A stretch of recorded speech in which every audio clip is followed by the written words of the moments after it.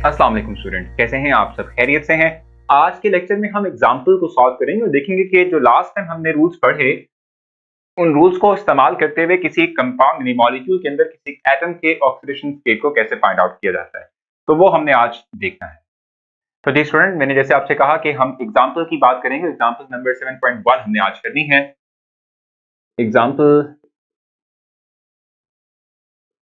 7.1, ठीक है। अब देखिए, आप ये बात जानते हैं, जब भी आपने न्यूमेरिकल बेस्ड क्वेश्चन करना हो तो सबसे पहले आपके पास डेटा आता है कि गिवन डेटा आपके पास क्या है, ठीक है। तो सबसे पहले हम लिख लेते हैं गिवन डेटा जो हमें प्रोवाइड किया गया है इस स्टेटमेंट के अंदर। स्टेटमेंट को पढ़ लेते हैं। स्टेटमेंट में लिखा हुआ है कि find the oxidation number of nitrogen in HNO3 nitric acid, ठीक है। When the oxidation number of hydrogen is +1 and oxygen is -2, तो ऑक्सीडेशन स्टेट ही गिवन है हमारे पास, ठीक है। हाइड्रोजन का ऑक्सीडेशन नंबर प्रोवाइड किया है +1 और ऑक्सीजन की ऑक्सीडेशन स्टेट -2 है।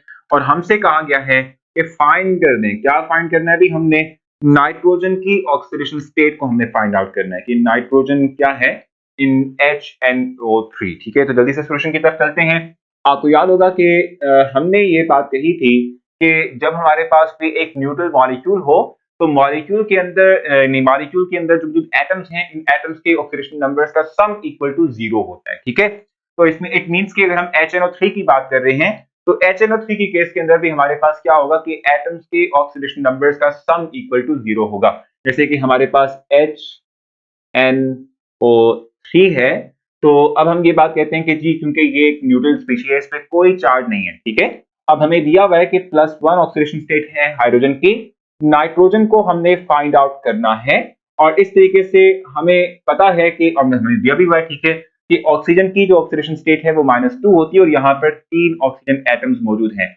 और इन तमाम के तमाम एलिमेंट्स के ऑक्सीडेशन नंबर्स का सम क्या होता है? That will be equal to 0, ठीक है।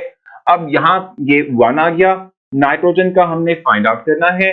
-2 को आप 3 से मल्टीप्लाई करेंगे, you will end up with -6, ठीक है। That will be equal to 0। -6 + 1 क्या होता है? आप जानते हैं कि हमारे पास होता है -5, ठीक है, इक्वल टू 0। -5 चले जाएगा इक्वेशन की दूसरी तरफ, तो you will have nitrogen that will be equal to +5, ठीक है। ये हमारे पास क्या आ जाएगी?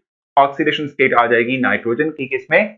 HNO3 के अंदर, यानी नाइट्रिक एसिड के अंदर, ठीक है। और ये बड़ी सिंपल सी बात, हमने कहा कि नाइट्रिक एसिड पे कोई चार्ज नहीं है और नाइट्रिक एसिड पे चार्ज ना होने का मतलब ये हुआ कि sum of the oxidation state that should be equal to 0 होनी चाहिए, ठीक है।